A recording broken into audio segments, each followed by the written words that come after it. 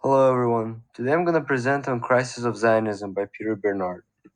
I picked out what I think are the most important points of his reading so it will be easier to analyze. The reading starts with David Harris, who is the executive director of the Jewish Committee, giving his opinion on Israeli settlement in the West Bank.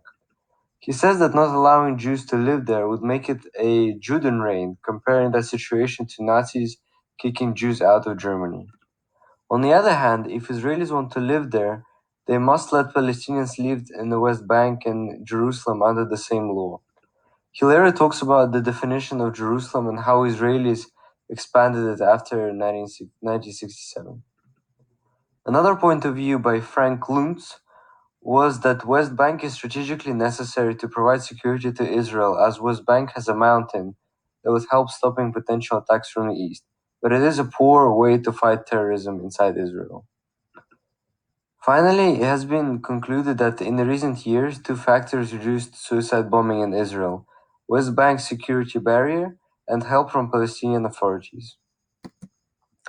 It's also interesting that most of the heads of Israeli authorities like Shin Bet and Mossad support the creation of the Palestinian state, which in their opinion will drastically reduce the attack rate on Israel. Military historian Martin Krivold also says that giving up West Bank and Gaza Strip is strategically knowledgeable and worth it in return for peace. Some of the American Jewish leaders say that the occupation wasn't Israelis' fault. They suspect that Palestinians themselves don't want their own state and do everything to prevent it since the failure of Oslo Accords in 1993. US negotiator David Ross later expressed doubt that Palestinian side responded to Israeli offers properly at the time of Ehud Barak and Yasser Arafat. The problem of Ehud and Arafat coming to an agreement was Jerusalem, the Temple Mount especially. The Palestinian negotiator later said that the settlement issue was probably the main destroyer of the Oslo Accords.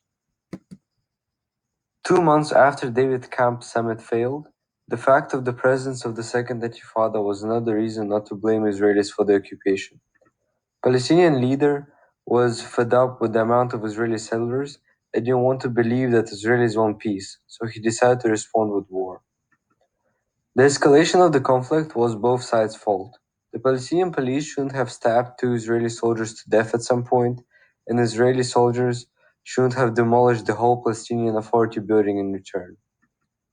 Later in 2000, Bill Clinton proposed a peace agreement in which he would give Palestine 95% of the West Bank and there would be compromise on the Temple Mount. But Barak was in minority government by the time of the agreement, so that plan didn't work out.